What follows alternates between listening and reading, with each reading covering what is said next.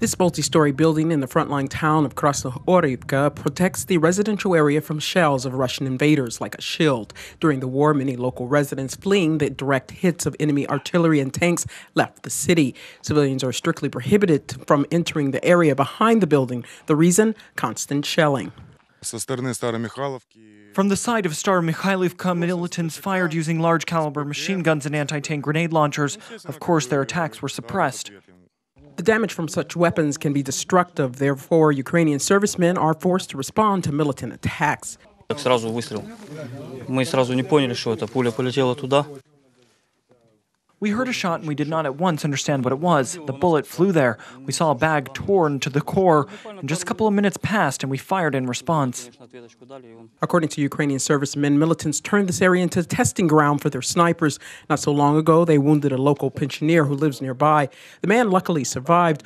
Almost every civilian and serviceman have their own story of survival. The bags and the pillar between them are covered with protection. Shells hit the concrete pillar and it did not break it. If there was not this pillar, I would have been killed. Snipers shoot at Ukrainian strongholds, which cause soldiers to be very cautious while making observations. Ammunition is delivered to militant positions on a regular basis. Russian hybrid forces wait for the arrival of representatives from international observation or humanitarian missions working on the occupied side. After they leave, militants bring in ammunition and weapons, knowing that the Ukrainian servicemen will not shoot back. When there's an arrival of representatives of the Red Cross organization or the OSCE, our drones constantly record it. Once it's over, the occupiers immediately bring everything they can in, so it's kind of a sign for us. If the OSCE comes, then we know that militants are soon to bring new ammunition for themselves. Currently, according to the Ukrainian servicemen, the militants are strengthening their positions both with personnel and military equipment. Militants have brought in a lot of armored vehicles. At night, we can hear the buzz of tanks, which bring the ammunition. It has a logical explanation. The leaves will soon fall off, and the grass will turn yellow.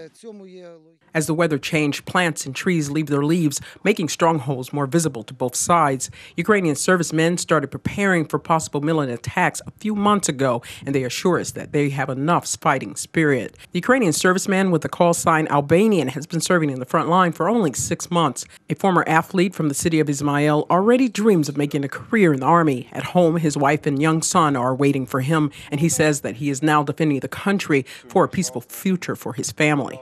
Сильно скучаешь за ним? Безумно. Do you miss them a lot? Insanely. I cannot describe this happiness. I do everything for my family.